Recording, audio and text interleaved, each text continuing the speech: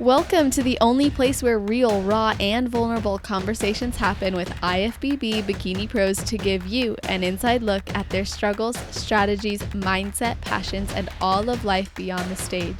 This podcast is made to inspire, motivate, and remind competitors and the average gym goer that even the most extreme lifestyles and elite athletes have their ups and downs. Thank you so much for tuning in today. I'm your host, Celeste Rains-Turk, and now it's time for the Confessions of a Bikini Pro podcast.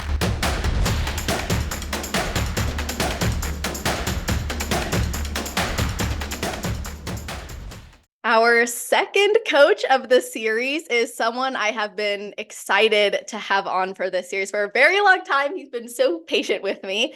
And he is an extremely driven bodybuilding contest prep coach, lifestyle coach, and personal trainer, which is something we're going to be talking extensively about today.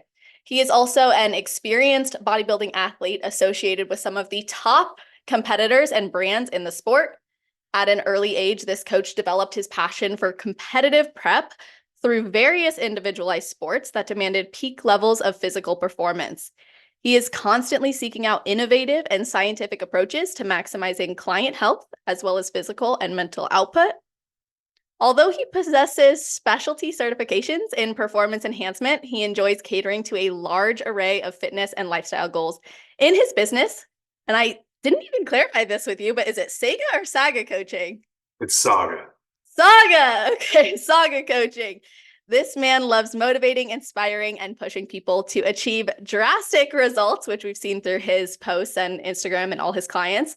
Whether his client is striving for weight loss or is a high caliber athlete or a hard charging professional, he can create and implement effective programs to launch them to success. So we're going to be getting his perspective on all of these topics. Welcome to the show, Sean Irwin. How are you doing? I am fantastic. I'm grateful to be here and grateful to be chatting with you. And thank you for having me.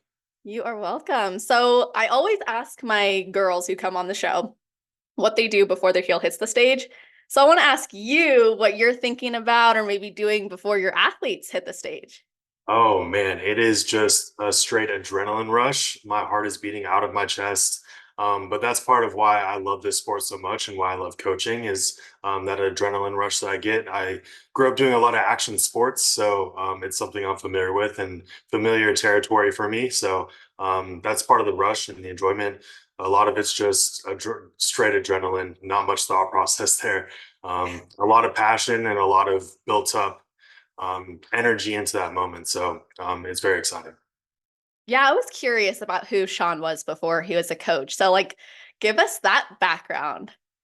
So I have a pretty diverse and eclectic background. I've participated in a lot of action sports, like I mentioned. I grew up racing competitive BMX for a while, competitive motocross. I played various other sports as well. Um, when I was in like my mid-teens, I started to gravitate just towards the gym and the training aspect of things rather than any of the actual sports. My first job ever was at a supplement store, so I started to learn about supplements and physiology and all that kind of stuff, and just started to nerd out about everything. And any topic that I get into, I like obsess over, and it's just like I have to dive all the way in and just learn everything about it. So it basically played out from there, and it's been my passion ever since, and been just steady, consistent, um, building up to where we are now. So I think you have to have that passion in the fitness industry because one, there's so many people who enjoy fitness, but I think you have to have that passion to keep learning and that passion to explore to those depths because there are so many complexities that come along with any sport, but especially bodybuilding. So what's your overall philosophy when it comes to competing and how does that, or even coaching, I should say competitors, how does that play out with the people you coach? So a lot of things that I learned growing up, being involved in those various sports was just a lot of sportsmanship and how to handle losses, how to not let wins get to your head, a lot of these different various aspects to any competitive endeavor, really. And I find that a lot of bodybuilding competitors get into this sport without that background, which is awesome. It's a new outlet for them and a very positive thing, but sometimes they haven't learned those lessons quite yet. So I definitely try to approach it from an actual coaching perspective, like any other coach in any other sport or endeavor would approach things in terms of coaching people mentally to be able to better handle those wins and losses and the ups and downs and the ebbs and flows of the sport, which this sport brings a lot of very high peaks and very low valleys. So, a lot of it's navigating that mentally, and I really strive to implement a lot of those things that I've learned through my past experiences into my coaching strategies. That's really valuable. Being an athlete yourself and understanding what kind of coaching strategies worked for you and what was valuable to you as a competitive athlete or as someone striving for greatness, being able to apply that in your coaching career, I think speaks volumes about your mission and it going a lot further than just trying to rack up wins. Because there's a lot of coaches who will do whatever it takes to make their end result look good. Like this is, we got this many pro cards. It's like, how many of your clients quit after that? So I think it's really great that that's how you want to approach it, because in bodybuilding, sure, there's maybe up to 6 trophies on that stage, but there's one winner, and that's the end of it. And you did all of that prep. So it can take a big toll on athletes. And I do think prioritizing teaching about that mental game and how are you going to actually cope with it if you don't get what you expected. Do Mhm. you have anything you wish competitors knew before getting into the sport that maybe they don't understand or maybe are misconceptions? I think a lot of unfortunately, a lot of people get into it for superficial kind of motives, I suppose. Like they see the glitz and the glam and the attention and stuff. It's I see it as I always try to look at things on the bright side. It's could be transformational for their entire lifestyle. It could be a lot of a net positive outcome, right? In the long term, they may learn a lot of lessons through the process. But I think that the motives out the gate sometimes are a little bit superficial, and they have some very harsh lessons to learn out the gate if they've never participated in something like this before. And the amount of work and sacrifice and just grit that it takes in order to be truly competitive in this sport is a lot. And I think that people don't see beneath the iceberg, and they see all the wins and the excitement and all that kind of stuff on social media and whatever it may be. So I think that that's like the toughest lesson for a lot of people to learn, is that there's a lot of loss and sacrifice that we don't see on social media, that is going to come to you no matter how successful of an athlete you are. You're going to take losses at times. You're going to, have to handle very tough moments. And that comes with any kind of champion, in any sport or high caliber endeavor. It's just a part of the process. And I think that that's a rude awakening for some people because they don't quite see that aspect of things on the front end, if that makes sense. It makes total sense, especially if most of the people they're seeing are the top dogs. You're going to think that's what your journey should look like or that's where you should be. But then you realize, like, I think it's actually quite disrespectful when someone who's new to the sport compares themselves to someone who's been in it and is at that top level, because there's so much that's had to happen for them to get there. And I'm really glad you used the word champion, because I wanted to hear what you think separates a phenomenal winning champion athlete from someone who's maybe just a good athlete. So I think that there's a lot of different aspects that play into that. In any sport, there is a level of talent that's involved as well. And oftentimes people see like the genetic component is just like physical, but I like to talk about like the mental side of that talent as well, where, when we have the collision of coachability, like the mental aspect of things, the physical aspect of things, all these different aspects, even just physical resilience too, to the stresses that you have to handle through the process. That's when you get somebody like a Kobe Bryant or like a Michael Jordan. So, there's a lot of different aspects to that. I think that oftentimes people that lead that reach like the highest level of excellence in anything, it's like usually a perfect storm of multiple things, as well as obviously just the work ethic involved as well. Um, and work ethic, there's like people that say work will be talent and talent, all these different sayings. I think that it's really a combination of things and needs to be a blend of all of it, for somebody to really, really reach like the highest level of something. But working very, very hard can compensate for a lack of talent in some regards, and some of those like things that can be perceived as talents can be developed over time, like mental resilience and mental fortitude, and just the ability, like I said, to be able to handle losses and wins. And a lot of that's like a maturity thing too that comes with experience. Like I said, sometimes competitors get into the sport without any kind of athletic background or competitive background. So it's a lot of maturing process that has to happen over time to develop into that athlete as well. That time is so valuable, and what you make of it really ends up contributing to who you become through this sport. And if you're not amenable to a changed perspective or maybe a challenged perspective, I think you will get caught up in the dark sides of this sport that can come about. I had a conversation with one of my clients recently, and I mainly focus just on the mental health. And she got into competing for a very surface level reason. And when I was challenging her to consider other reasons to follow through on her plan that have nothing to do with the outcome on stage and or the physique, just strictly for life, why would you follow this plan? She's like, well, I only did it and do it for the physique. And I was like, but as a bodybuilder, just be a fitness influencer if you want that. Because as a bodybuilder, like I personally have found most of my time has been spent in discomfort and in building. Like if I wanted just the physique, like I would just probably maintain for Mhm. a long period of time and not try to grow. But there are those levels of discomfort. And you make a good point about maturity too, and being able to develop that. But what are some of the specific demands or maybe mental challenges that you've seen come up for clients that kind of draw out that ability to become more resilient? I like what you mentioned about that athlete that kind of got involved for like the physique kind of thing and not the process. And I think that a lot of those individuals kind of weed themselves out, which I don't think is necessarily a negative thing or a knock on them, because I'm all for trying new things, and like maybe it doesn't work out for you, but in the process, you're learning like what works for you and what doesn't.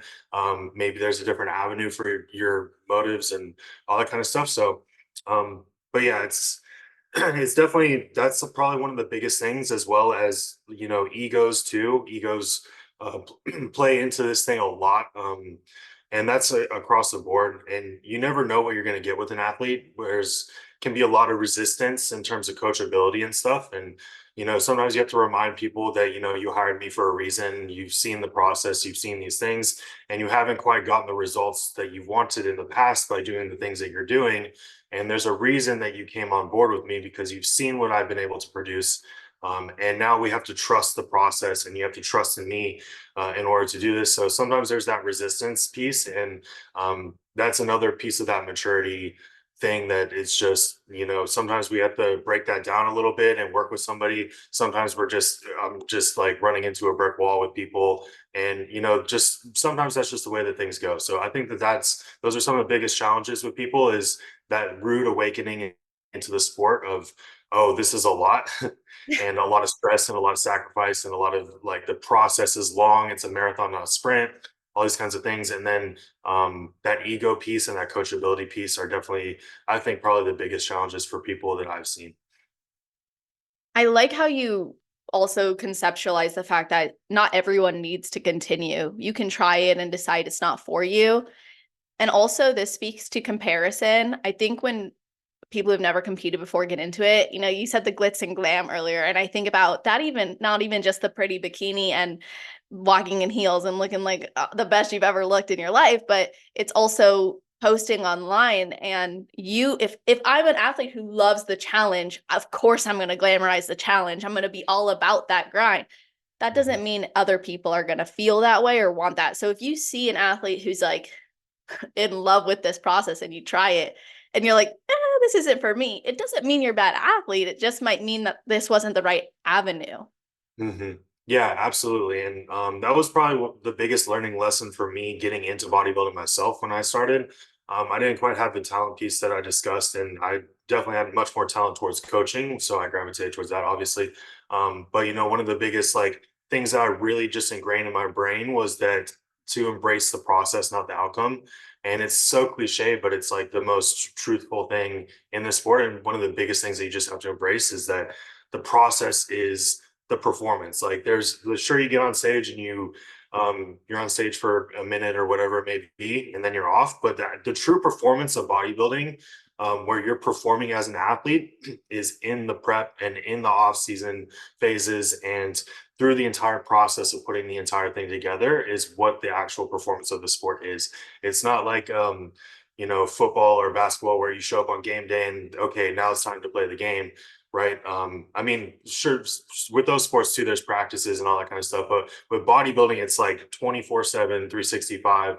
Like that is the process, and that's what you need to embrace in this sport, and less about the outcome and the wins and the attention that people may get associated with those wins as well.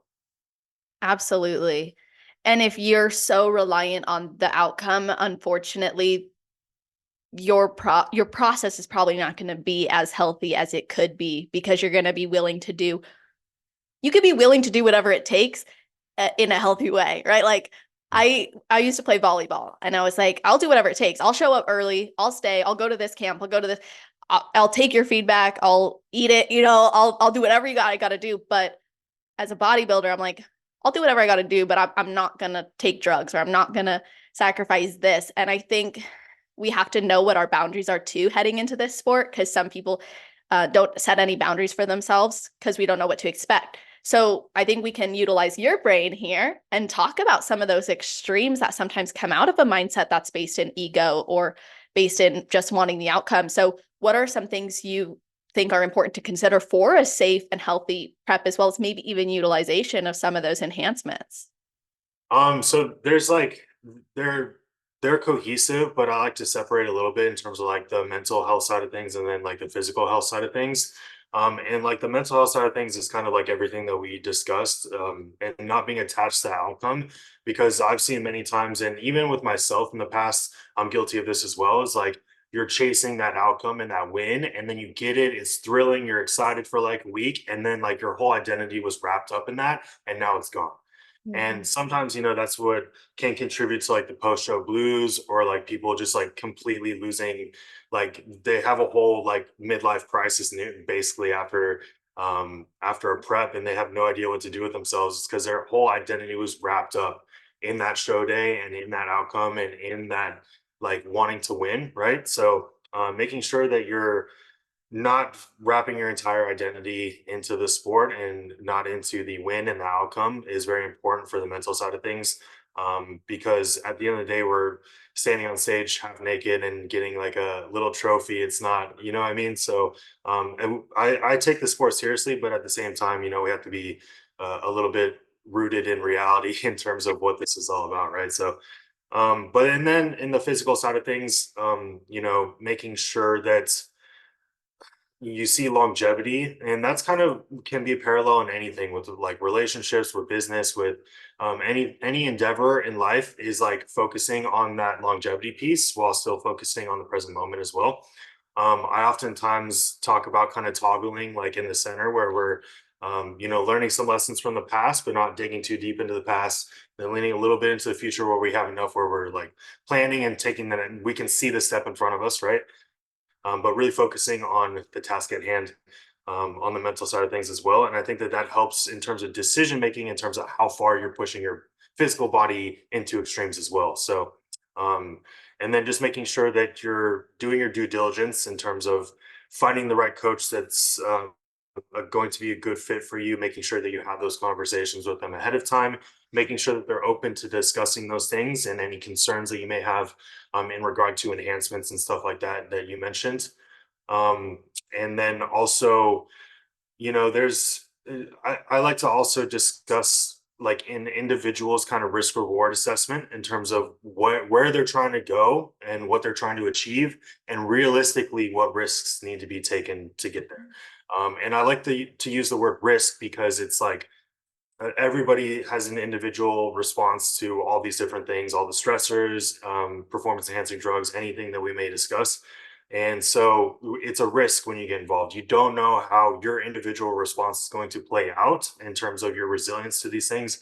And that's a genetic component too, to some extent, where, some bodies are able to handle an immense amount of chronic stress over long, long periods of time and have less backlash than some people that go into one diet phase and they're like their whole system's just like on red alert, right? So that's a piece that you have to understand, that getting into this is a risk, whether you're using performance enhancing drugs or not, because you're putting an immense amount of chronic stress on your body. I also like to talk about how the human body is like, and the mind are handled to are built to handle very like acute levels of stress and like a lot of rest afterwards, right? So like we're Mhm. able to handle like an immense amount of stress like in a moment, like if there's like a fight or flight response or like a do or die kind of situation, and then like a lot of rest and recovery after that, right? But when we're in the bodybuilding sport, it's this extended period of just stress load because we're doing cardio, we're in a deficit, we're probably not sleeping all that great. We have life stresses on top of that. You're may not be managing your stress to the best of your ability in terms of just like how you're responding to daily kind of stressors. And all these things just pile up on top of you over long, extended periods of time. And that's when we start to see backlash. So it's important to be realistic with yourself and understanding that that's what the sport involves. And, hopefully finding a coach that will help you to understand that there is a risk reward assessment. If you go to a coach and you're like, I want to be an Olympian, it's like, okay, well, there's going to be a lot involved in this, potentially a lot of risk involved. And that's why I like the word risk, because it's not inherent necessarily. It's kind of like we're gonna have to see how this plays out. So it's important to note those things and be realistic with yourself when you're getting involved in the sport, and being able to take responsibility for those risks and rewards as well.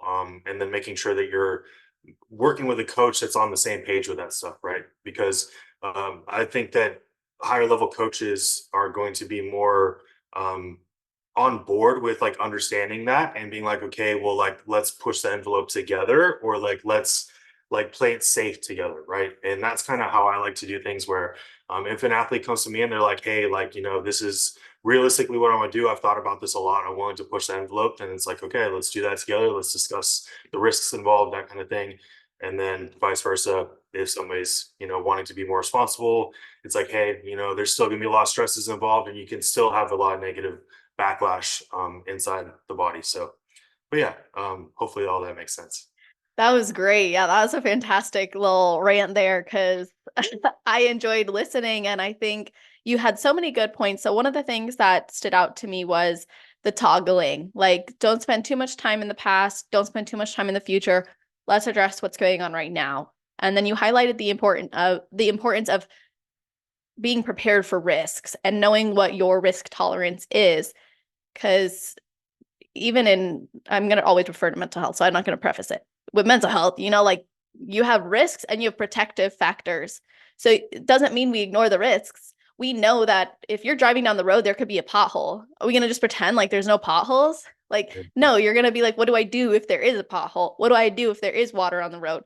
So you want to have a coach, I believe, like you said, who's going to be prepared to address those things with you and handle them the way that's going to be most healthy and beneficial to what you desire and you're comfortable with. But if we ignore the fact that there's risks in the decisions we make, I know as a natural athlete, like I'm having to do a lot too, and someone who's enhanced is also doing a lot. But like the approach of being natural is also not the healthiest sometimes because I'm doing extremes just to get that result.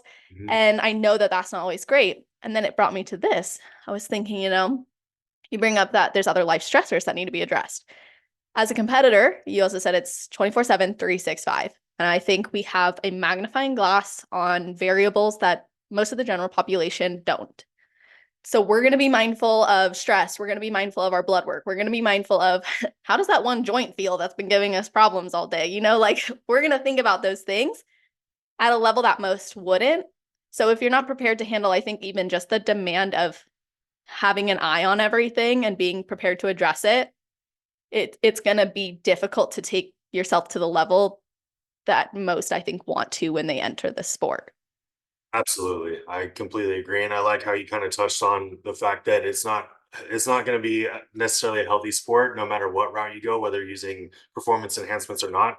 And that's just due to the total stress load that it puts on the body over long extended periods of time. And the human body just doesn't appreciate when you do that. So you're going to have negative downstream effects, and focusing and being realistic with that, and focusing on recovery afterwards, and making sure that you're being responsible with these things, understanding how they work and working with a coach that understands how they work, and then reviewing, labs and stuff like that, and seeing what the negative impact was, like what was the damage, and then how can we like bring us back to a place of homeostasis to some extent. The body likes a lot of balance, and it likes acute extremes, but it doesn't like to be in extremes for long periods of time.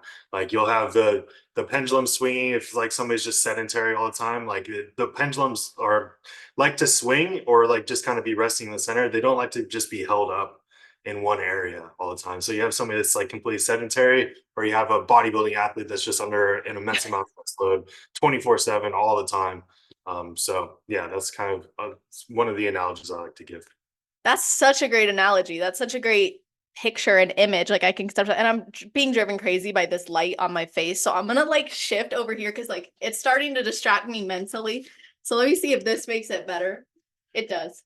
Woo! It was starting to get on my nerves. If you guys are watching the video, there's like this line on my face that and I don't look at myself often during, I don't like to look at myself when I'm talking to somebody. And the fact that it was there, I'm like fixated on it. So anyway, yeah, what you were saying is spot on. And I think too, knowing that we're putting ourselves under these demands and these extremes also leads to another issue that I see in the industry, which is people address extremes with other extremes.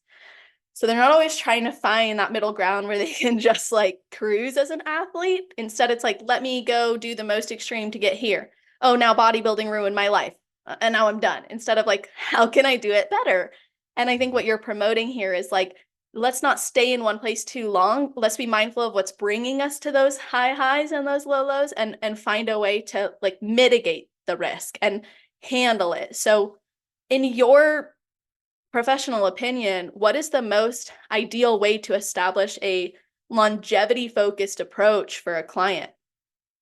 A lot of the times I have to work with athletes on shifting their focus towards, and this is like general population stuff too, where people are seeking out like the magic pill to something, right? Like, what is that one thing that I can take, or that one little strategy that I can do? What's that one missing piece and I try to explain to people, because I can get pretty complex with things, and I can dig into like pretty complex aspects of physiology and stuff, but it's a lot of these things are just so simple. It's just the stress load that's placed on the body over extended periods of time, and then pulling that off. And there's so many low hanging fruit that we can grab to like handle that better. And it's like they're like the most simple things that people don't that people just completely brush off because they're looking for something. I don't know.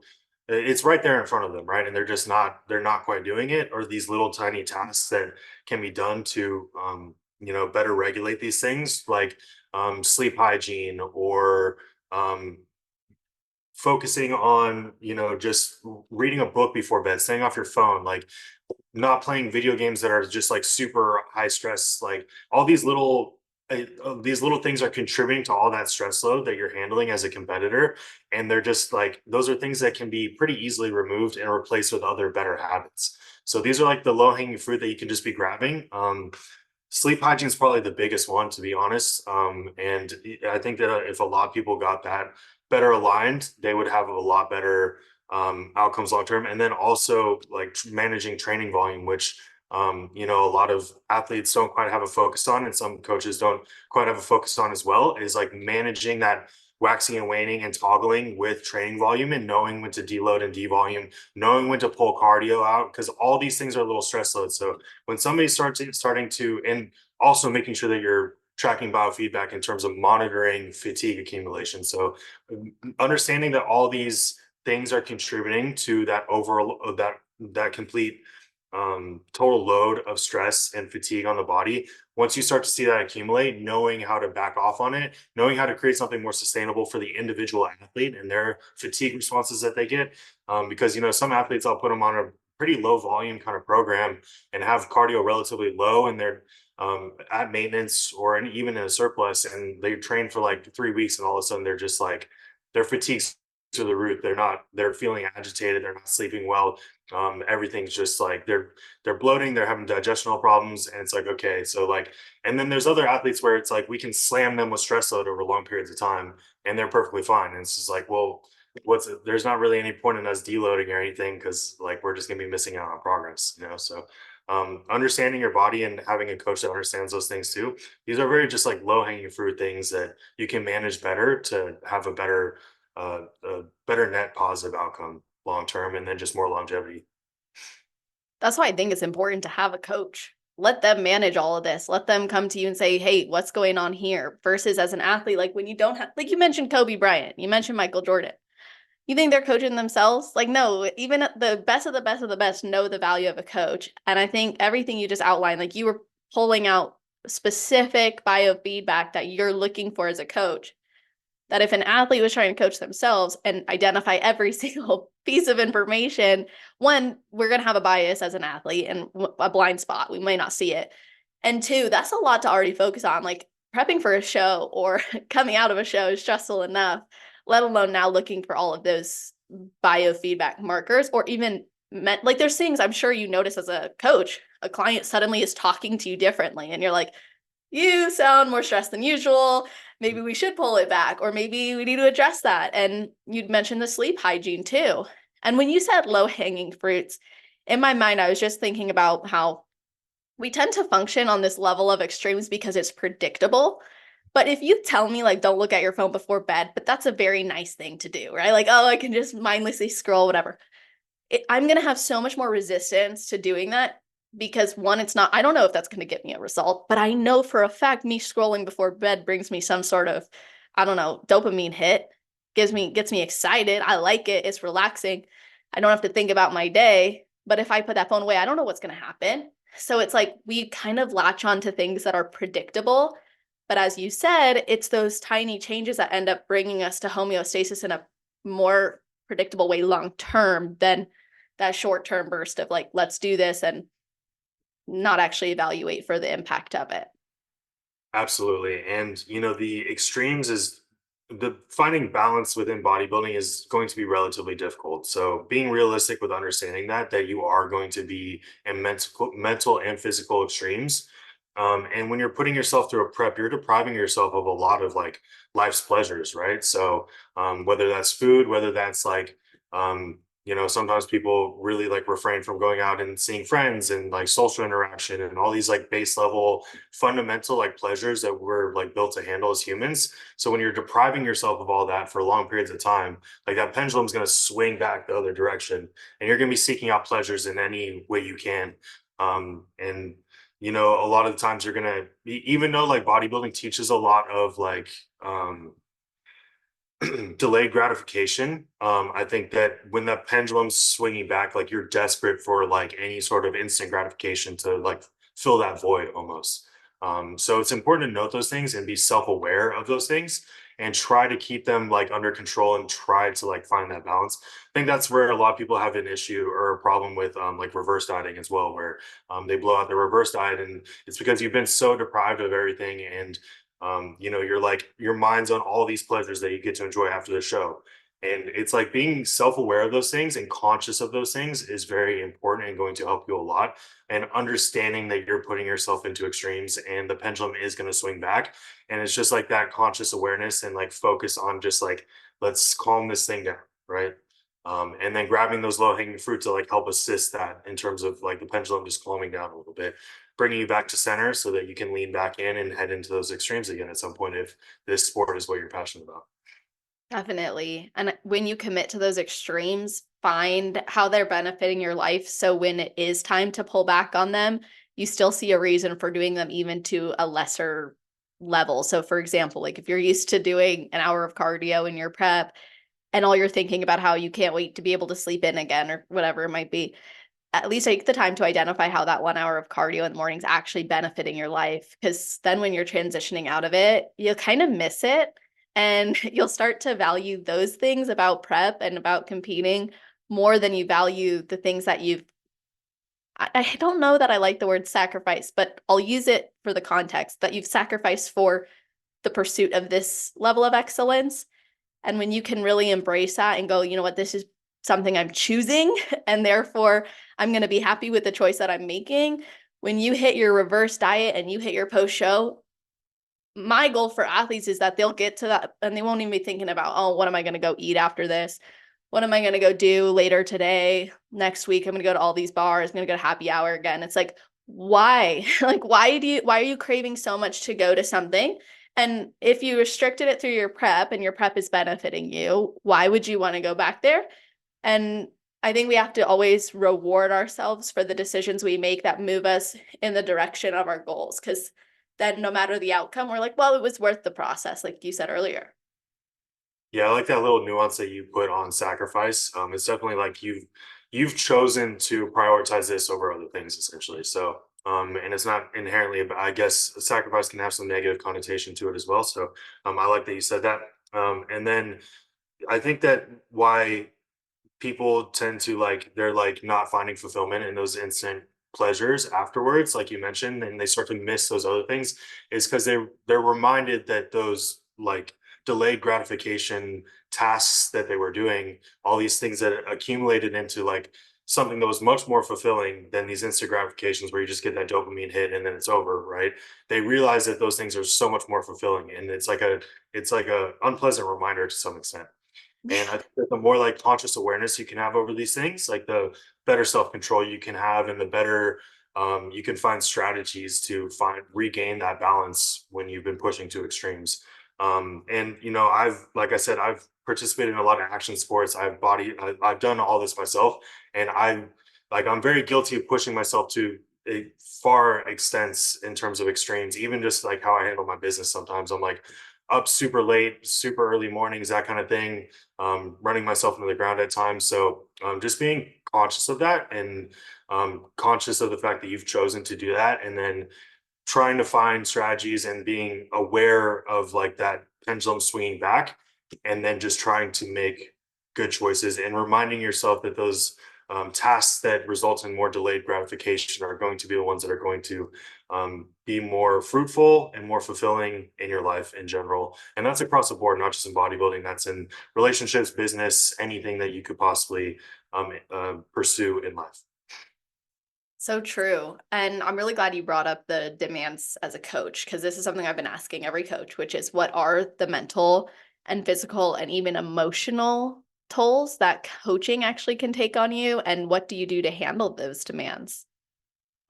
It can be, there's a lot of pressure on us and a lot of responsibility. The outcome of an athlete very heavily rides on us, no matter how things play out or why things are not playing out the way that they are, or why they do play out the way that we want them to, all those different things.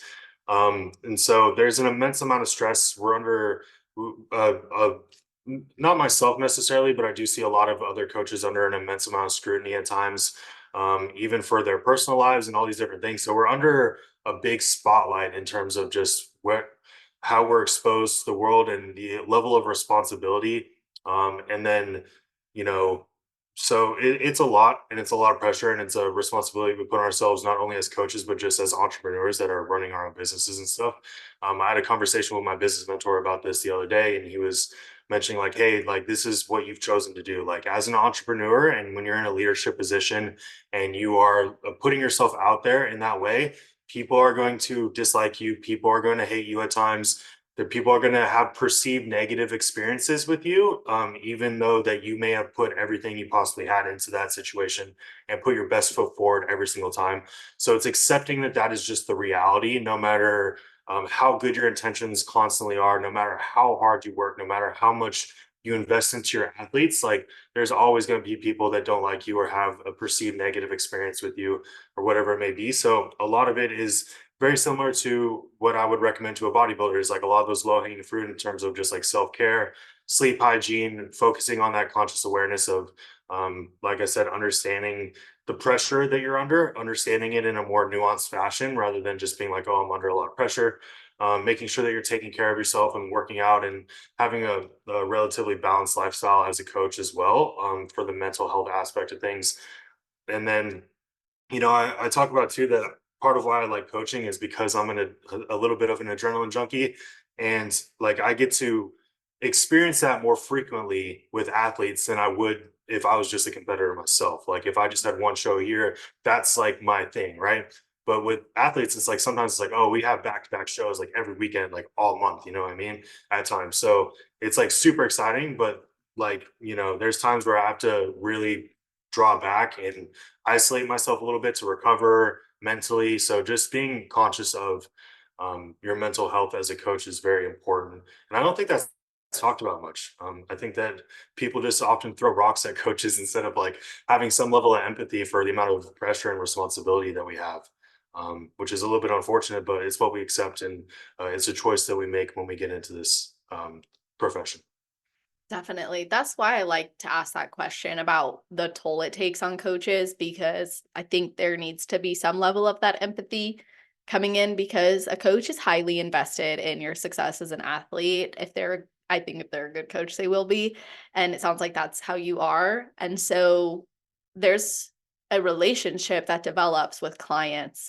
And when that relationship is impacted by maybe negative emotions or an undesired outcome, it does take a toll on both parties, not just the athlete. And as you described too, you are running a business. So even though it's a business and you're looking at your impact and you're looking at your bottom line as well, there's that relational aspect to it that you can't get away from when you're in a service based Mm. industry and role. And when you mentioned that you've had to be mindful of like your time, and you know that you made this choice to like push yourself to this level, and sometimes for you that looks like different self-care. I Mhm. I go through this myself, and I think of like my life on a threshold. And so I'm like, okay, if my threshold for life right now is going to be, let's say it's out of 20 and I'm like pushing at 19, I can only sustain that for so long before I can't. But I'm willing to test it. I'm willing Mhm. to work like 12 hours a day, let's say, to see if I can sustain that. If I can't, I'll pull it back, because what matters is the product being produced. And so, much like an athlete, like testing our threshold, I think gives us so much insight, and it creates a compassionate approach versus a critical one. It's like, let's look at the data, let's look at the result, let's be compassionate with ourselves in testing these things, and then explore from there. And it sounds like that's what you've really been doing in your business. Sometimes you're pushing it and sometimes you're pulling it back. Yeah, absolutely. And I learned that actually pretty early on when I started personal training because I started doing that like nearly a decade ago. And, there were weeks where I was working 60 hours a week, 70 hours a week as a personal trainer, just like on the gym floor nonstop and just like pushing to those extremes and like finding that threshold for myself. Like, how far can I push this? Like, do I need to back off? Like, when am I burning out? How long is it taking for me to burn out? Like that kind of thing. Can I just prevent burnout altogether?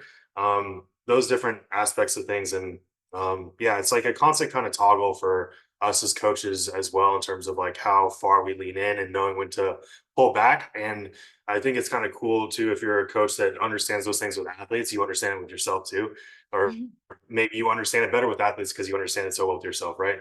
So that's one thing that I'm very in tune with myself and I'm very consciously aware in terms of where I'm at in terms like with where my nervous system is at and where I'm at recovery wise, mentally and physically. So I really try to focus in on those things and navigate to the best of my ability. Yeah, I think you make a great point. How much and how deep you go with yourself can be reflected in how deep you're willing to go with a client. And part of one of the most important, if not the most important part of being a coach, you said, is like there's that responsibility. And I think this is really a good time for me to ask you how you make your clients' health a priority, especially when you are sometimes having to take it to that top of the threshold.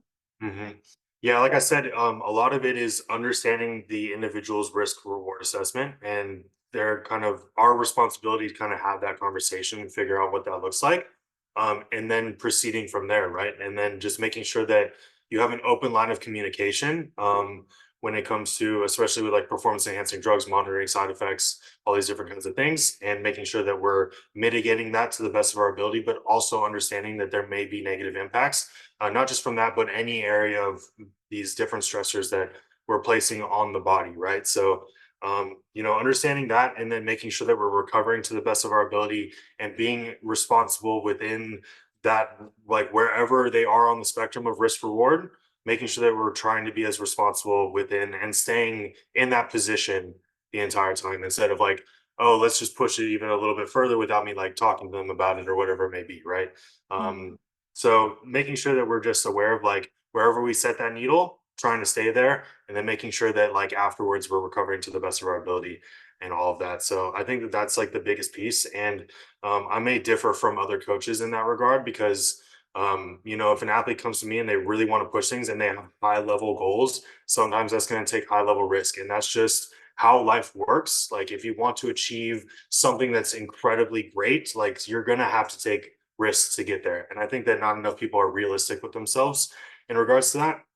And then also the other way is like, you know, people are like, I don't want to take any risk, but I want to achieve something that's incredibly great. And it's like, well, let's be a little bit more realistic here. So finding where that needle lands with people and then trying to stay there and then having those recurring discussions too, like after a process has like, say we've gone through a contest prep, it's like, okay, we're kind of heading into the next realm here. Like, where are we at now? You know what I mean? And kind of hitting that milestone, resetting, and like where are we at on the spectrum now in terms of what we're willing to do here.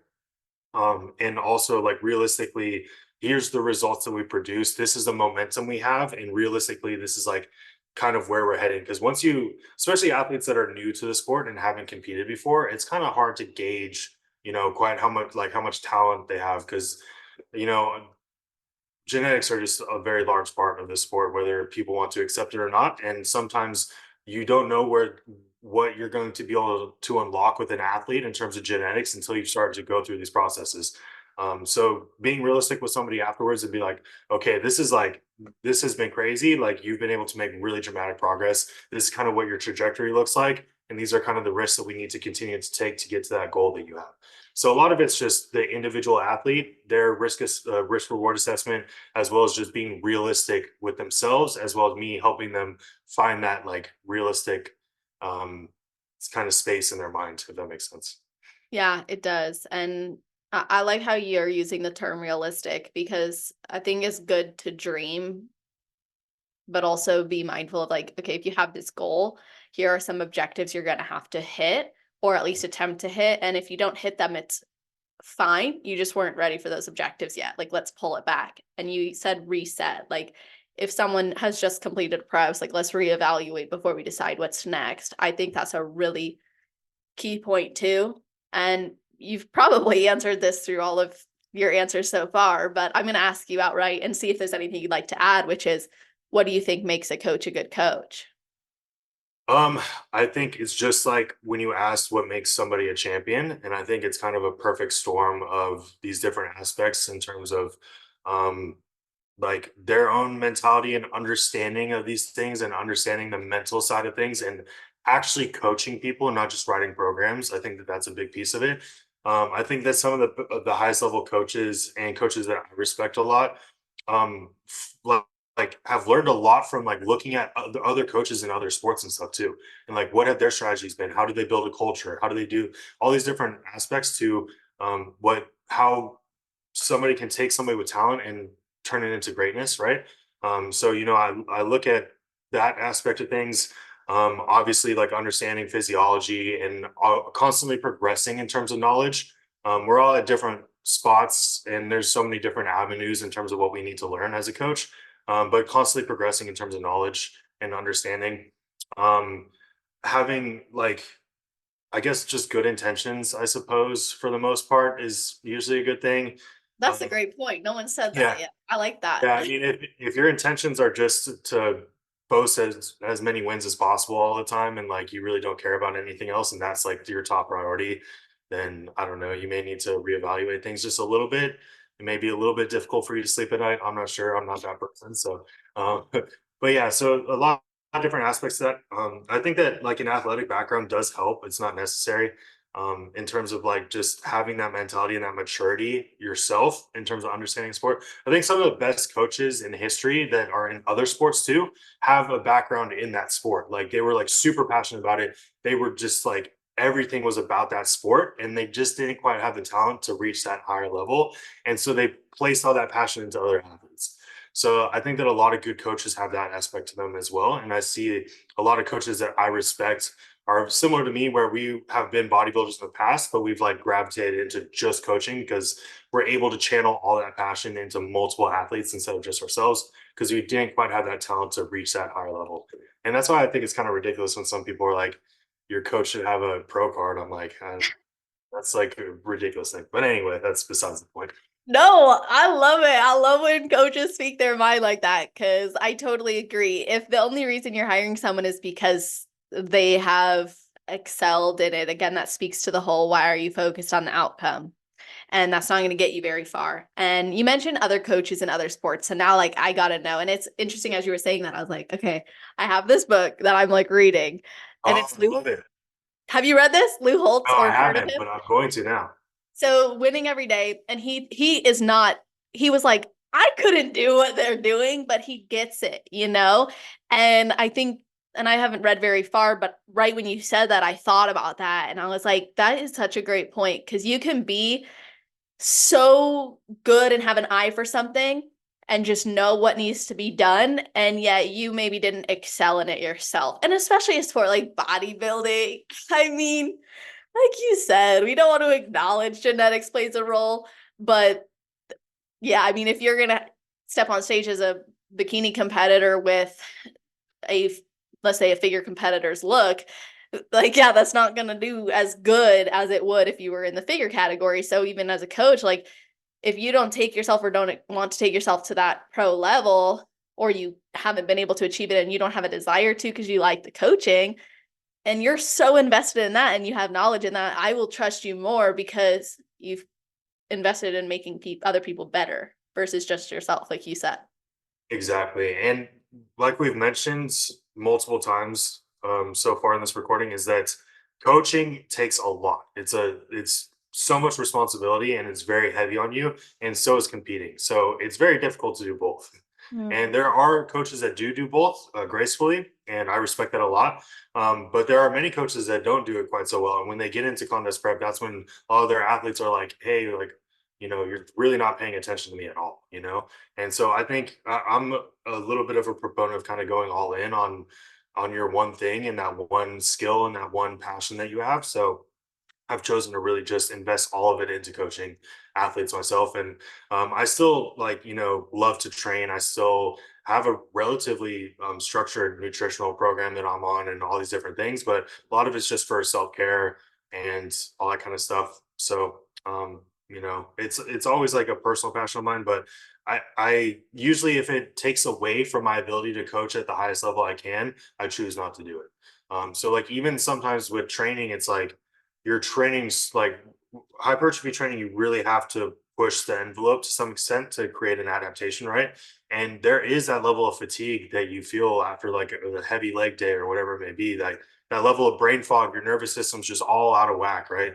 Or you're stuck in like a fight or flight response coming back from the gym and you have check-ins to respond to or whatever it may be. So I try to like be conscious of that. And if it takes away from my business as a coach, then I try to mitigate that to the best of my ability. Those are really great demands that you just pointed out on coaches who also compete or who train and live this lifestyle too.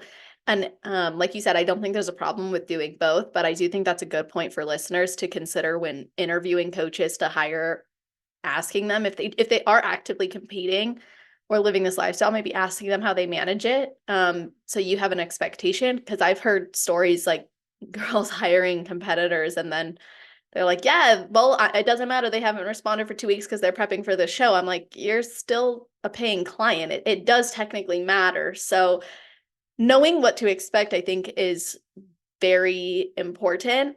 And when you know how to if a coach tells you they know how to manage their energy, that's great. Like, it doesn't sound like you're going to go do a massive leg day before a big check-in day, like that just, it won't add up. Just like when I was working in the counseling field and prepping, it was like, I can't effectively go as a counselor and do what I got to do unless I'm getting my cardio done by this time or my training, because then I'm not fed, or I've eaten most of my meals. I can't focus. I'm not, like, I haven't slept. I just won't do that to somebody. So there's certain things you have to be able to manage. Now, we're kind of getting controversial, so I'm going to throw this one at you. Um, what do you have to say to people who think that competing is political and a lot of it has to do with politics and teams play a role in that? So I don't think it's what people think it is in terms of politics. I think that the connotation on what politics is within bodybuilding is different from what politics is anywhere else.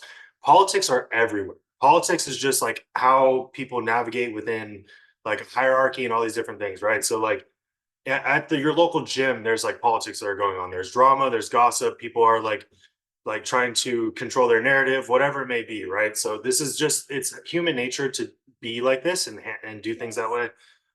So I mean, anything that you get involved with where there's like some level of organization to it, especially, there's going to be politics involved to some extent, right? Um, and whether that's like conscious bias towards things or subconscious bias towards things or whatever it may be, I just don't think it's quite what people think it is in terms of like, oh, they won because of this or they won because they're with that coach or whatever it may be. I don't think that that's necessarily a thing. I could be wrong. You never know. But the way I see politics within bodybuilding is how I would see politics within any other organization that you're getting involved in. It's just the way that things are. And you kind of have to accept that sometimes there may be some like subconscious biases in people's minds or whatever it may be. I just don't think it's as intentional as people make it out to be. And I don't think I'm very big on just like nuance and like gray area. So like I'm not like there's politics or there's no politics. It's just like, hey, let's have a little bit more nuance of a discussion about it, right? Because it's just arguments from both sides. I'm like any like organized sport, there's gonna be politics involved. There's gonna be like levels of gossip. There's gonna be people that don't like each other, or like maybe a judge doesn't like a specific coach and they have some level of subconscious bias towards it. I just don't think it's quite as intentional as people make it out to. That's such a great way of looking at it. I could not agree more. Like, I remember when I got into the sport, there were naysayers who were like, oh, it's all political. Like, you gotta do expletives with judges and all that kind of stuff. And I'm like, what? Like, really? You think all of these people are doing that? I don't think so. And I think it's a good way of like maybe playing a disownership of responsibility too for a loss or for oh, and it's like, oh, I don't want to take the blame for that, so I'm going to blame politics instead of being like, I had a role. Yeah, I loved your post yesterday too, because I think that that's a big aspect of all this mentally is like accountability, like a level of accountability. I think a lot of these things where we see these competitors bashing anything, whether it's politics or whether it's like bodybuilding as a whole ruined my life or whatever it Yeah. is, like having some level of accountability. I think it's just a lot of external projection of just like that lack of responsibility and accountability for one's own decisions and actions that they've taken or routes that they've decided to, and just accepting the fact maybe it just wasn't meant for them and that's how things played out and that's it. Right. We only want to blame because it gives us insight into how to prevent it. And Mhm. it's like putting blame on something external, it doesn't require much work from us. So when you take that personal responsibility, suddenly you're like, oh gosh, that's not a great reflection in the mirror that I just held up to myself. And you got to do the work to move through that. Yeah, and I think that that's a big piece to our pressure as coaches too, is because we're like the personification of like that outlet for external projection and like blame, right? Mhm. Because like everything else is like it's like, oh, it's politics or bodybuilding as a whole, but it's like, oh, here's a person I can like really dig into here in terms of like my blame and lack of accountability. But it's if you're aware of it as a coach and you're conscious of that and conscious that a lot of times it's just projections, you're able to navigate it professionally and handle things in a professional manner. And that's what I always try to do myself. That's so good because I think feeding into that can sometimes backfire. I think it's good to stand up for yourself, but also when it doesn't benefit you in any way, it's like, why bother? And that's just where that person's at. And I've seen that all the time. Like people will post their side by sides, be like, my coach did this to me. It's like, well, it must have been other things at play going on that. And sometimes you shoot and you miss. I'm sorry, but that's just the truth. Like that's any sport. You shoot and you miss. It's not always gonna be a home run. You're gonna get a strike. You're not gonna, and I'm not talking bowling, I mean, you're really not gonna always get it. That's just what happens. And as an athlete, we have to be committed to constant self-reflection, as you said, like you got to be tuned in. And while the coaches, yes, have a huge responsibility, as you also said, it doesn't mean they're the only ones responsible for what's going on. And I really like how you said too, there's nuance in politics. Sometimes it's like maybe an underlying bias. There's going to be drama. Politics is not just who wins and who doesn't. And I like the NPC and the IFBB personally because they'll throw out the highs and lows. And I think that's a really good way of mitigating it. They try to keep judges off the panel who coach whoever's on stage. So I really like that. And from the judges I've connected with, it's funny because they'll say sometimes they feel like they are almost judging harder the more immersed in the sport they get and the more girls that they meet because they know the work that's gone into that athlete's journey and they want to make sure and they've done it. They've probably done it or they fell in love with the sport and they're like, I respect it enough to be critical to the level that needs to be done so that these girls and men get what they deserve. Yeah, 100%. That's a good point. That a lot of the coaches have competed before, and like it would be pretty hard for them to act unfairly in that regard unless they have ill intent. So I don't think anybody. I think most people in general. I try, like I said earlier, I try to see the bright side of things at all times. I think that most people have great intentions or are just doing the best they can, and Yeah. I choose to see life that way. So I find it hard to believe that a judge has such ill intent that they would treat an athlete that way when especially if they've gone through the sport themselves.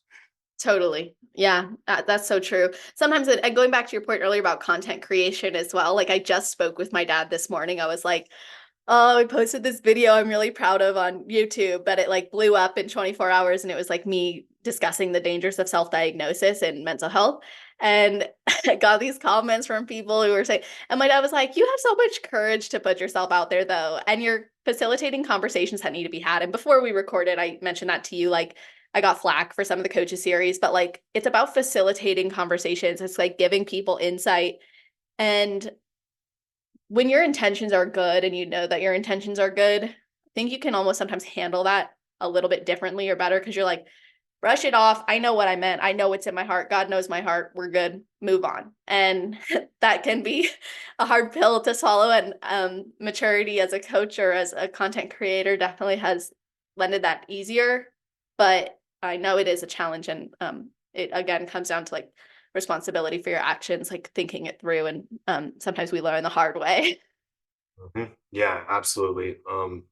Yeah, I don't like to cry over spilled milk, and it's a lot easier to do that if your intentions are pretty pure most of the time. So, I sleep well at night, and if people dislike me or whatever it may be, then that's fine. I wish them the best, and I wish them success.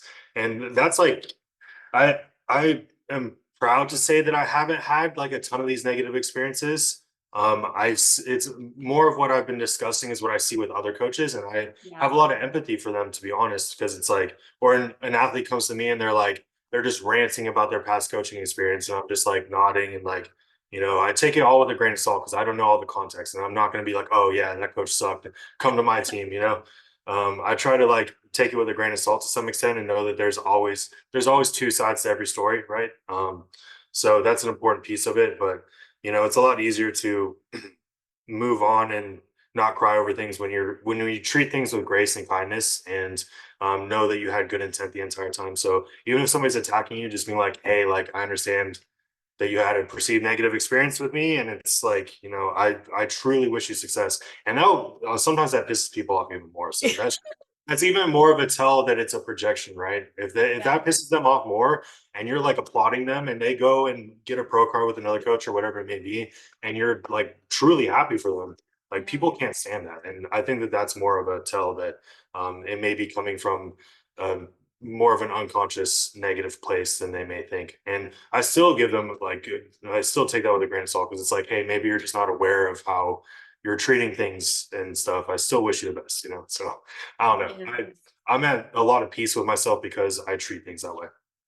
I think that's so insightful for not just listeners who compete and have to go through these types of feedback, even from judges and the putting yourself out there in that way to get that feedback, but also for other coaches or people considering coaches, like, or considering becoming a coach. These are important things to keep in the back of your mind. Having positive intentions is beautiful. Now, you mentioned, you're not going to listen to what someone says and like eat it up and be like, yeah, come to me. So Here's a hypothetical round question for you, okay? Now, forgive me if I misstep on how I ask this because I've always struggled to ask this. So let me see. Let me get this out, and then if I need to backtrack, I will. So if I'm 1 year into competing, so that was my first year as a competitor, I actually got a few overall wins. So I'm doing really, really well.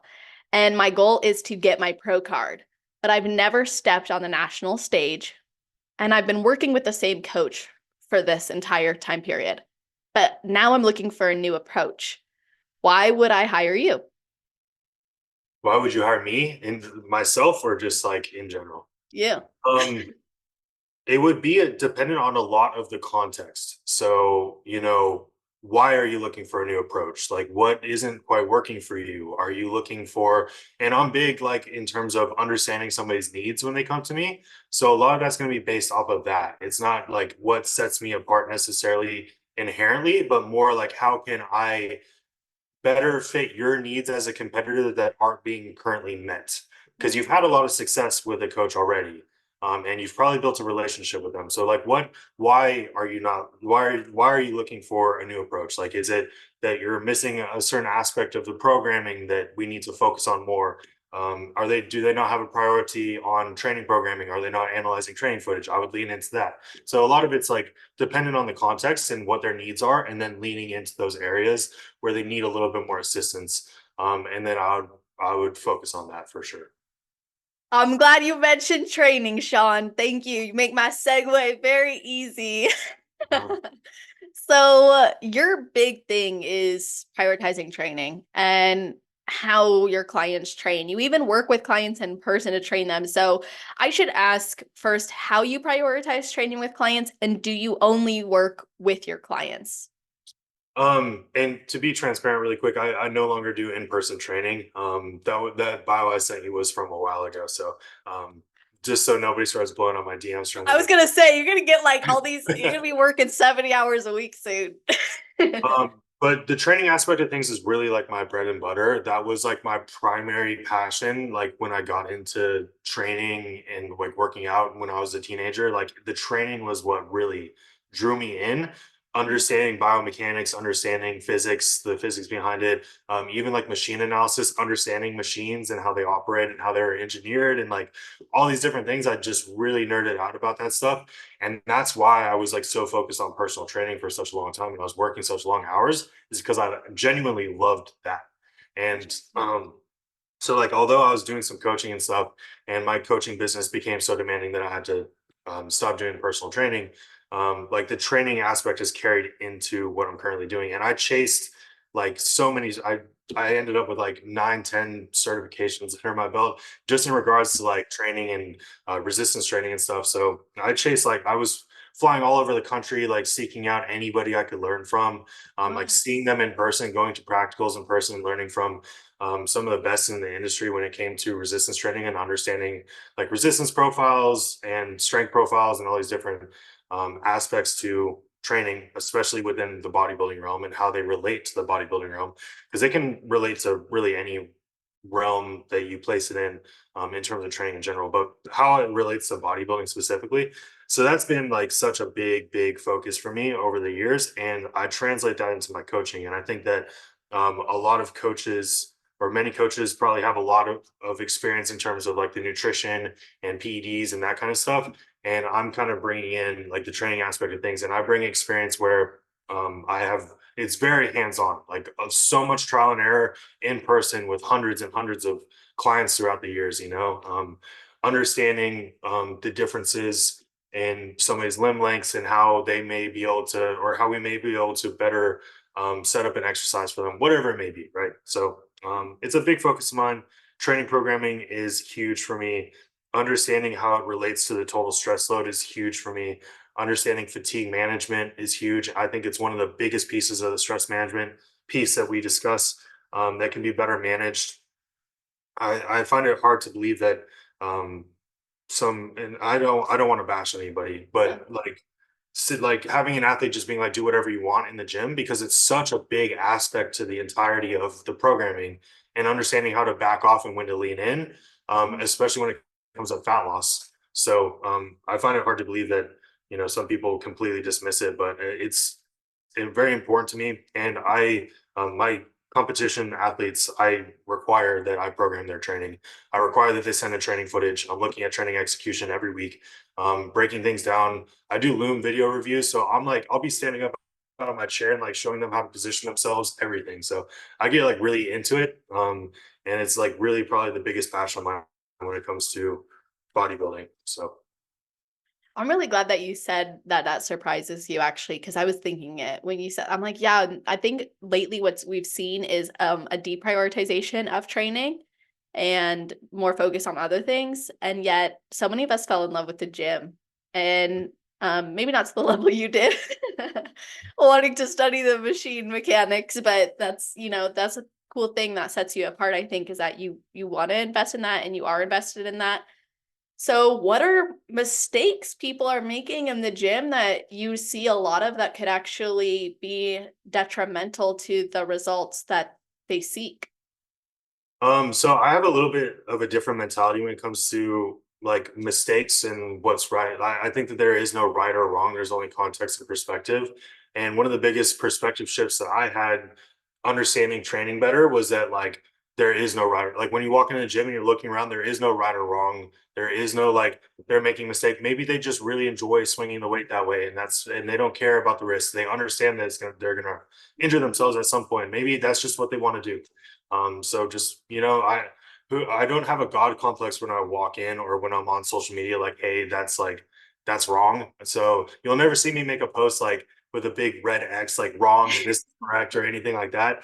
I like to have a more nuanced discussion about things. And everybody's very individual in terms of what their intent is with an exercise, how an exercise can be better set up for them individually, what pain they may be having where they can't go into certain ranges, and who am I to like be like, hey, you're not getting full range of motions, like maybe it hurts for them to go, you know RTS is one of the big certifications that I have, resistance training specialist.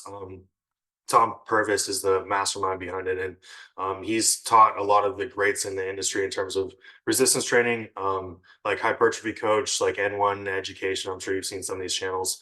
um, but he like the when you go into these courses, you'll ask certain questions and they almost make you feel stupid because it's like, why? Like there was a student in one of the classes and they were like, it hurts when I do this, and he's like, well, don't do that. And like everybody's just like, blown away by such a like simple answer. But a lot of these things where there's just so much nuance to every conversation when it comes to training. So but I would say like things that people could be doing better within the context of bodybuilding, to answer your question. Sorry, I keep going on these tangents, but No, those tangents are good. is like just overall training programming and volume allocation and waxing and waning that volume based on individual response is like something that I think should be better prioritized within an athlete's programming, because of how much it contributes to that total fatigue accumulation, especially within fat loss phases, especially in terms of mitigating negative impacts of contest preps long term, and then managing that to the best, and even like the success of like a peak, right? And managing training the fatigue going into a peak of a show.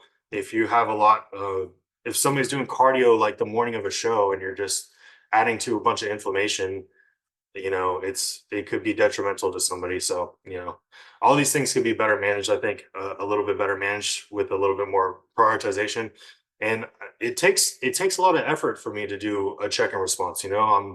I'm reviewing people's training footage very in depth. I'm not just like, hey, fix this or like move your hand here, like in a WhatsApp message. Like I'm genuinely like giving them very thorough explanations through these video reviews. So it takes a lot of effort, and sometimes coaches want to streamline things and not have that level of attention, and maybe their roster is very large and it's difficult for them to be able to do that, but I think that could probably be better executed within the realm of bodybuilding.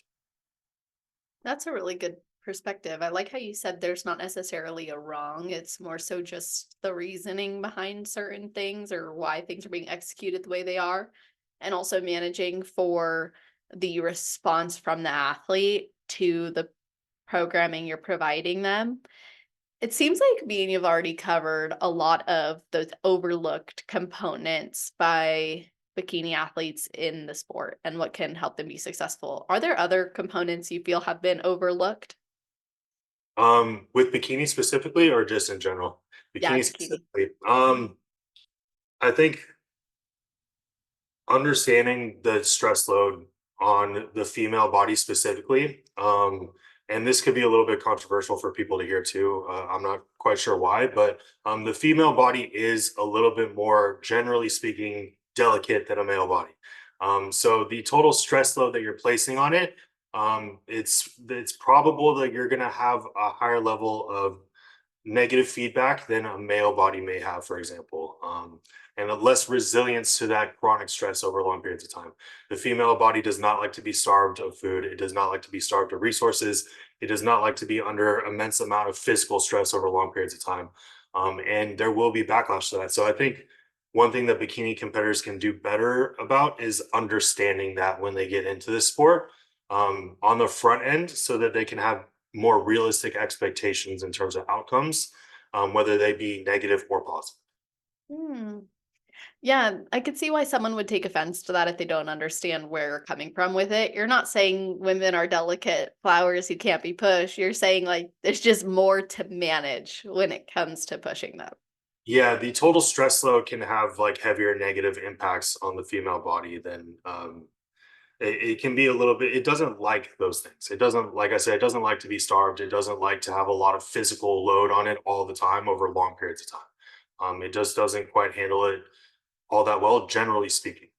I'm Why trying. is that? Um, oh man, we're just going to get even more controversial here. I don't understand why it's controversial because it's really just biology, but uh, Right. trying to be relatively politically correct, I guess. Um, a lot of it's for childbearing purposes, and the ability to the body's signaling of an abundance of resources. So whether that be food, shelter, low stress levels where they're like relatively taken care of, and to be able to be in a position to have children and be able to provide for them. Because if your cup is empty, you're not able to feed yourself. You're not able to be in a position where you have relatively low stress or an abundance of resource. How are you going to be able to feed a child? So that's where we get these hormonal downregulations, um, whether it be sex hormones, thyroid, all these different things. It's all kind of as a result of that sort of systematic kind of um, intention that the female body has to bear children, if that makes sense. It does. And I actually asked because I think more context can sometimes decriminalize, like give me some more context before people start making up their own story about you, because I think it's important that we recognize there is a purpose for our body biologically to procreate. Whether or not you choose to do that is not what we're discussing. There. It's yeah, I got you. Yeah, you're welcome. It's just that you're working with the individual and with what they have, and that goes back to your point about risk too, what you're willing to risk versus not. And I actually think it's a really cool thing that as female athletes, we get to push our body that way and we get to create a potentially higher or more resilient body. Because in my mind, I'm like, oh, I'm gonna be like a super mom, like come on, bring it. But like you said, your body naturally is gonna want to be in that safe space for both you and the baby. And that's just you're working with that whether or not you're trying to conceive or not. 100%. So yeah, the female body, generally speaking, kind of gravitates towards that comfort and abundance of resource, and depriving it of that, you're going to get some negative impacts. And your body's basically like, hey, we're not in a position to be having children right now. And that's where you see a lot of the thyroid downregulation too. It's that it's trying to lower its set point in terms of what it needs to have an abundance of resources. So like if your maintenance is 1,000 calories, for example, which is relatively low based on the individual, very low based on an individual, I would say. That's like lowering your set point in terms of your abundance would be 1,100 calories, 1,200 calories. And then you're back into a position of abundance, right? So that's what the body's doing is it's like trying to figure out where it needs to be in order to be able to, for you to be able to procreate, basically. You know what? That actually takes me down a different path that I'm hoping to get your feedback on too. Um, And I love the coaches series this time around because I feel like I'm having more free conversations with coaches versus like, here's my set of questions. So I was thinking as you were saying that, like, women put a lot of stress on themselves for how they look because of the expectations of the sport and of the industry. So they're not always happy to gain the body fat that maybe their body is better off having when they are trying to conceive, or even if they're not, just what the body's used to maybe going back to. How do you work with a client who is struggling with the fact of potentially gaining body fat in the restoration of their health, or reversing or improving for their next prep?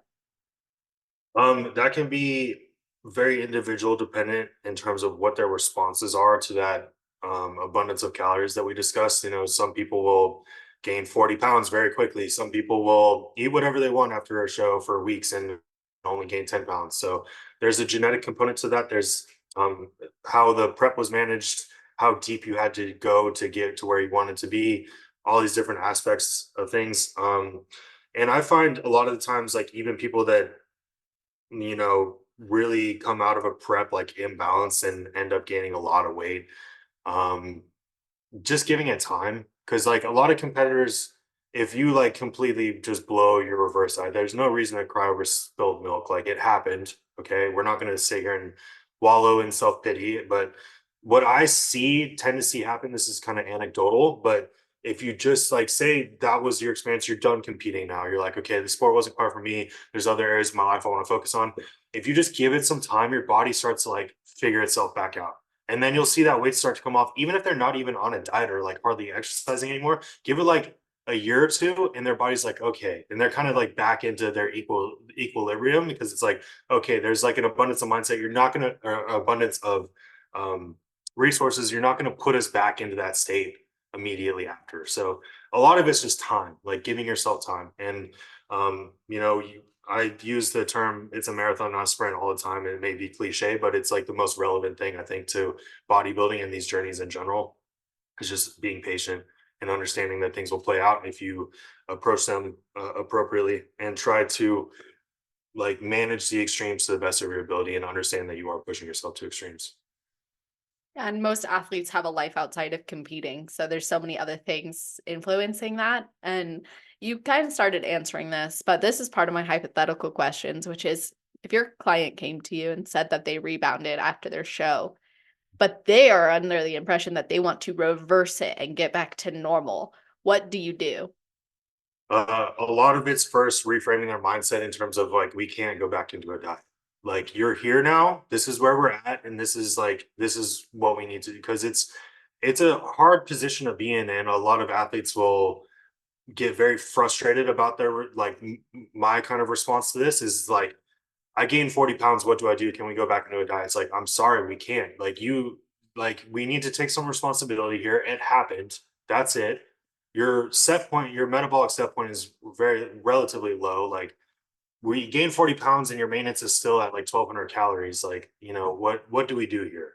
And it's like, we have to reframe that mindset of like, it's going to take time. We need to pull labs and see where we can be filling in gaps or potentially supplementing, supporting in areas hormonally, where we can, and just understanding that it's going to take time to get back to that equilibrium that you're seeking.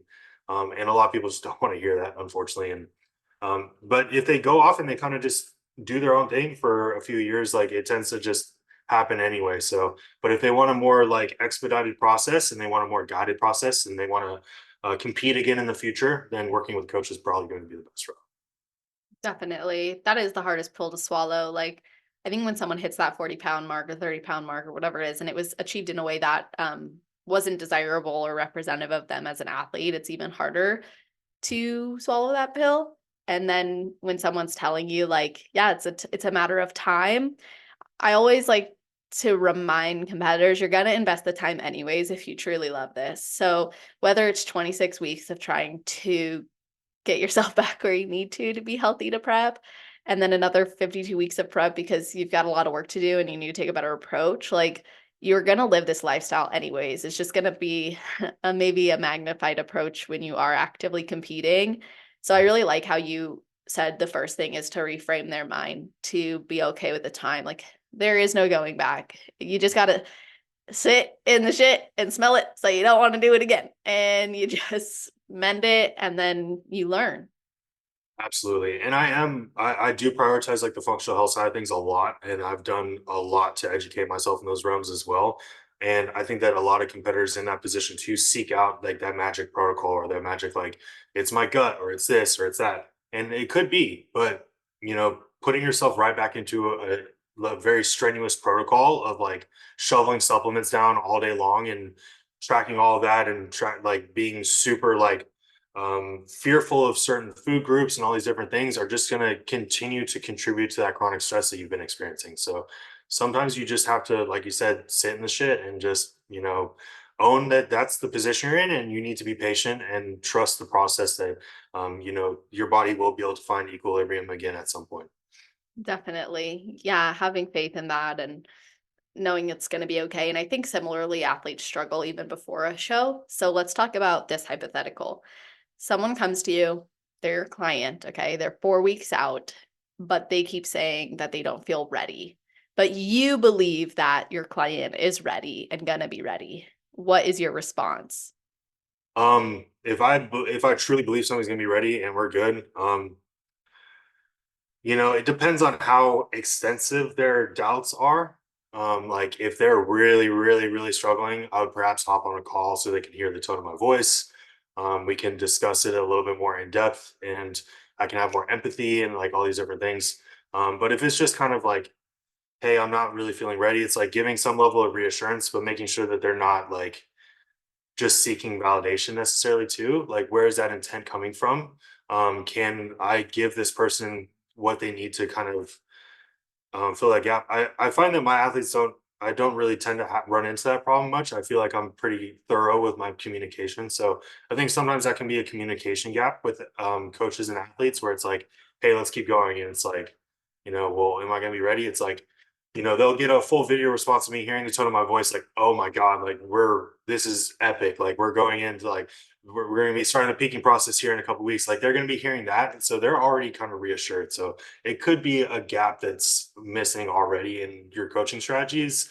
And if it's just the client, it's like no matter how much reassurance you give the client in terms of like their doubts, it's like, okay, like maybe we need to take some personal responsibility here and find a better frame of mind and some like, I don't know, are you just like taking in a bunch of negativity? Like what channels are you looking at in social media? And like, are you looking at other competitors that are doing the show? Like all these, like maybe it's an external thing that isn't just, some doubts that we can handle together. Yeah, and like, um, are you going on Facebook and posting in a group to get feedback from people who aren't your coach, who have no idea what journey you've been on? And That's a big one.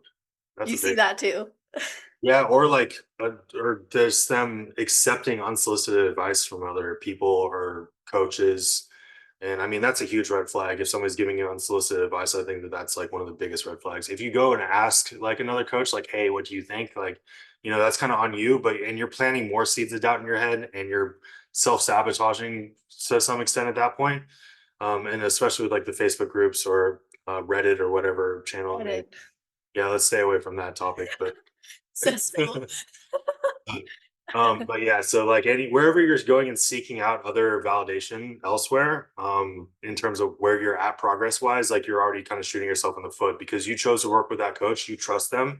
And if there is a level like that high level of doubt, you should probably reassess. And I don't know, some people like are so doubtful that they have to drop a coach and hop to another coach 4 weeks out or whatever it may be, and that's an unfortunate circumstance. But I don't know if you're just a little bit doubtful, like talk with your coach about it. You know, and if you can manage getting through the rest of the prep, and it's like, hey, the communication just wasn't quite there, then maybe you need to go a different route, or maybe you need to self reflect. Like, was I looking at other competitors? Was I looking through these channels all the time, and did I have a negative mindset? Was I seeing everything as a negative?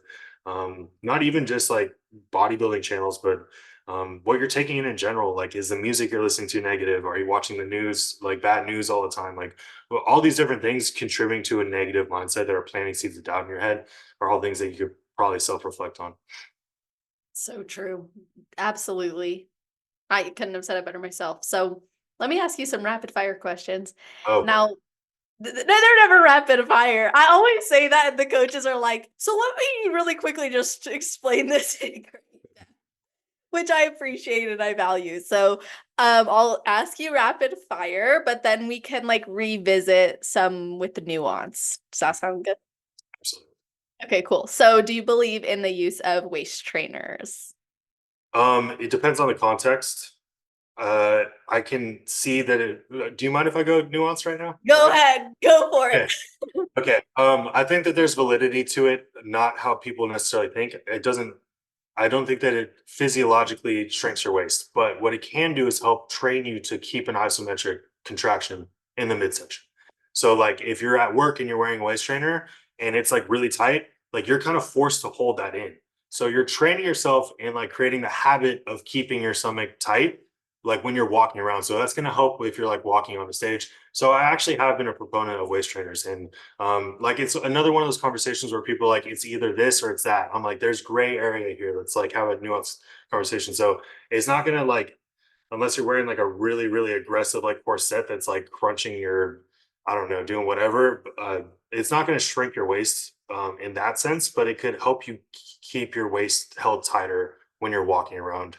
And that could help um with endurance in terms of posing on stage as well. I feel like, yeah, the endurance on stage. Because if you're, it's like if you only practice posing for like just your routine and you don't consider all the time you're going to stand on the side or you're going to be compared, that's Yeah. generally when the judges start to see like, oh, you're losing core control. So I'm glad that you brought that point up too. Do that belly breathing. It also can help train you to like breathe through your chest a little bit more and less through the belly. So I can find it can be helpful, but it's definitely not one of those things where it's like, should I be wearing a waist trainer? It's like let's not be too concerned about that. Like let's focus on the other low hanging fruit. Okay, so do you think it's better to do a structured meal plan or if it fits your macros? Another gray area. So it depends on the athlete. I think within a contest prep, when we're getting it, if you really want to peak at the highest level and you want things to be as dialed in as possible, and you're looking for that extra couple percent, I pretty much require that my athletes are on a very select meal plan in terms of food selection, and you kind of have to go through the reason that we do that through the prep too is to set us up for that, if that makes sense. Mm. Just so that we have more predictability within the programming. Because if you just toss in some random fruit and all of a sudden you have an allergic reaction, or your gut just doesn't agree with it, or whatever it may be, or we just know that these certain foods digest well and we're heading into this peak, we know exactly how you're going to respond to it, just creates a level of predictability. It's not about whether or not you can elicit the same amount of response body composition wise in terms of fat loss or anything. That's not necessarily the purpose behind it. In the off season, I'm much more lenient. My programs are on a spreadsheet, and you get the full macro breakdown of every food selection, every amount, even down to like electrolytes, potassium, sodium within the food. So like it's all broken down there, and I'm very lenient in the off season in terms of I allow for free meals, free days, or if you want to go rogue and completely just track your macros based off the macro totals that are on your program, I'm cool with that in the off season. Just be conscious of like food selections and what may be affecting your digestion negatively. I try to communicate those things. So it's like I think it's best as a coach to be flexible in that regard too, where we can do both. We don't have to just be one or the other.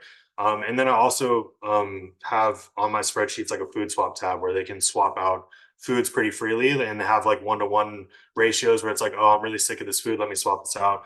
And that makes things easier for a client and helps with like just being able to sustain diets for long periods of time and prevent burnout. So I think it's like a balance of how can we get this extremely detailed and like be very predictable within a contest prep, but also like how do we create sustainability long term and aren't rigid in areas that don't need to be rigid, if that makes sense. Yeah, that does make sense. And I like how you broke down that nuance too, because even if you follow macros, you generally get into a groove with what you're eating.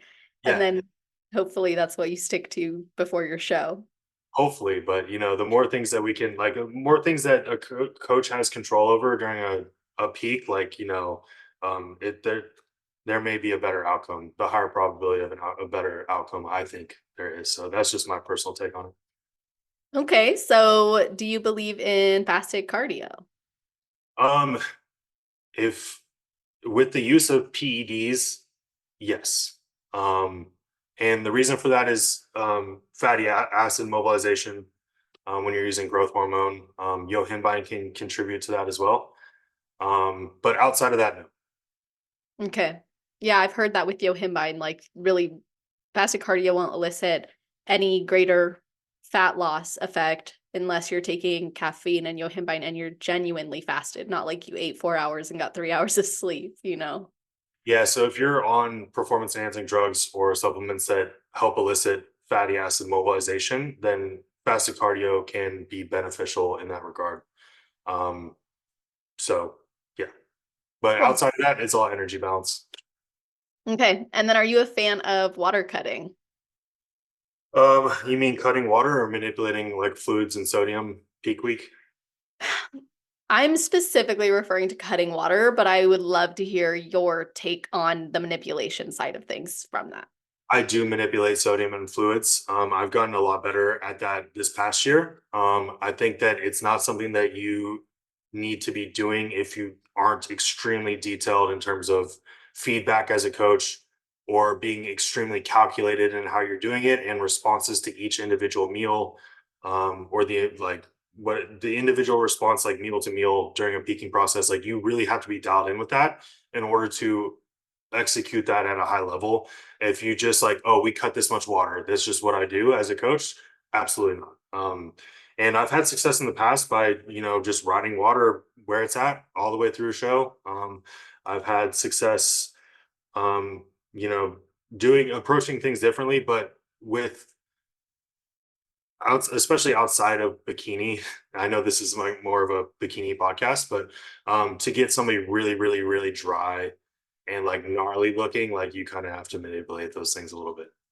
I'm glad that you said that actually, because I always find that fascinating consideration for other divisions and their approach. And that also exemplifies the importance of not listening to bro chat podcasts and then thinking you should be drying out like that as a bikini competitor.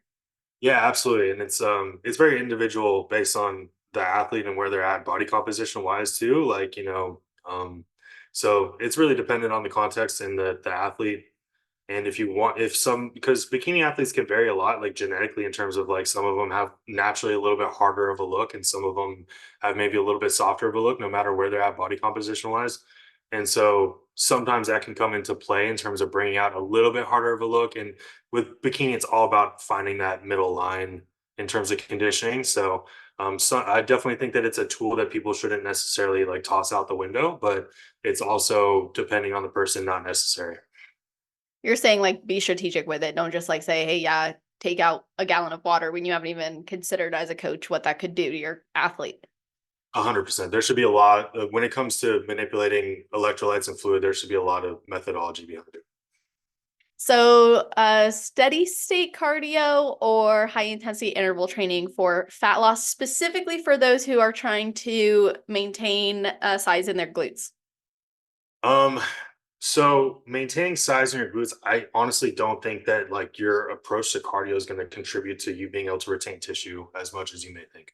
A lot of that's just going to be you being in a deficit and your total stress load as well as like your training strategies.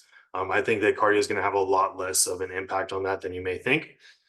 And then in terms of fat loss, I like to go by calories burned. So I like to leave some autonomy there in terms of what kind of cardio you want to be doing. If you want to be doing high intensity interval training or you want to be doing steady state, it's kind of up to you. At the end of the day, the amount of calories burned is what's going to matter there.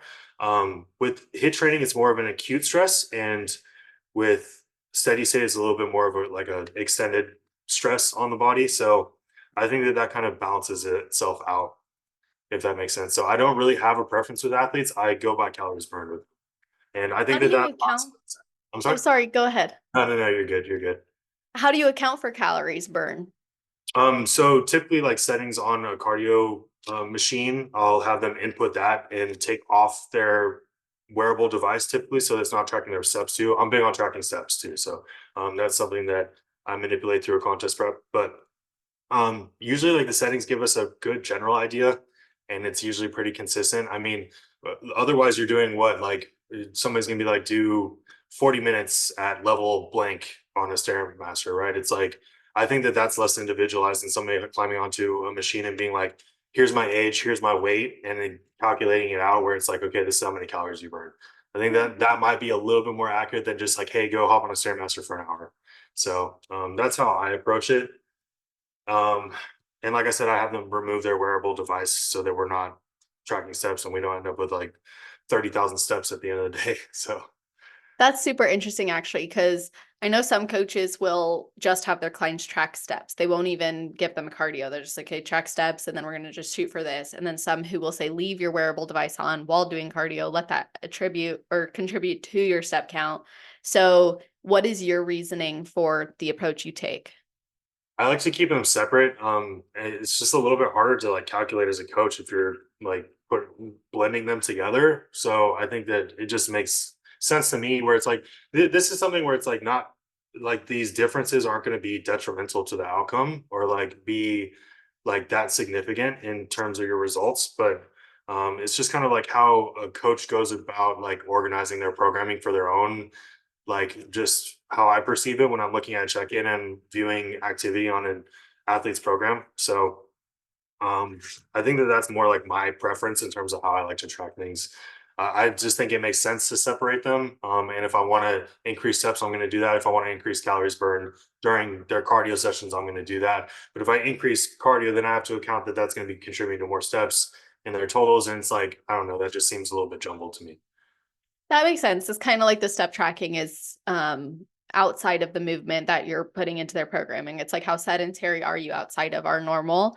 And that also helps you then determine, like, I imagine you said earlier, fatigue is important to you as a coach. And like, I know as an athlete, sometimes you start getting to that phase where you're like, I'm not even getting up the couch. I'm not getting up off the couch to go get another thing from, like, I don't care if my phone's over there. I'm staying. Like, but if I was energetic in the beginning of my prep, that might look very different. I might be willing to go for that extra walk or do that extra movement. So I can see how for you as a coach, that would help you categorize their changes in maybe effort too. That's why tracking calories with cardio is a little bit better, in my opinion, as well. Is that like it's hard to regulate intensity with cardio. So maybe they're like thinking they're doing steady state, but they're really just going for a walk on the treadmill, and like we're not getting the response that I want in terms of fat loss. And it's like then I have to figure out like what's your intensity look like on cardio? How are we going to keep it consistent? What if you want to use other cardio equipment? What if you go to a different gym and they don't have that specific piece?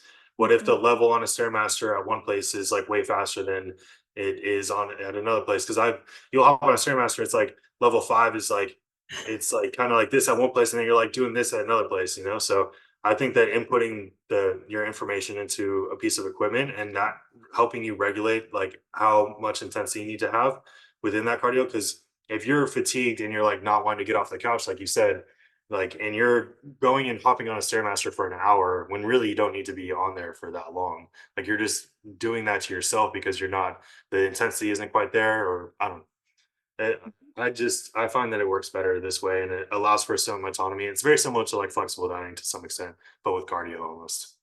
That's so interesting. Yeah, I appreciate your perspective on that. And it's another approach that I actually don't think has been mentioned. Actually, yeah, one coach did mention it in a previous coaching series, but I think that it's a different way of looking at the variables that you're tracking. And it's giving an opportunity where it's leaving less room for question in the athlete's mind. And I imagine, and maybe I'm like projecting, but like I imagine there's some athletes who aren't ready for that level of tracking.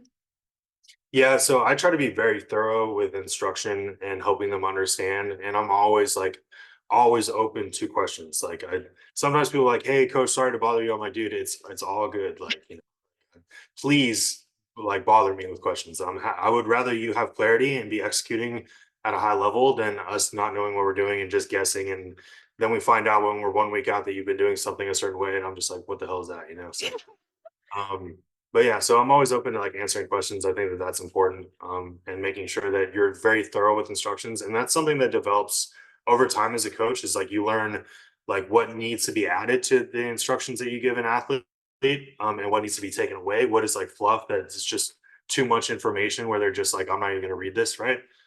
So when they sign up with me, they receive a handbook where it's pretty much like base level kind of guidelines, and then there's some on the spreadsheet as well, like additional instructions in terms of more nuances. So it's kind of broken down.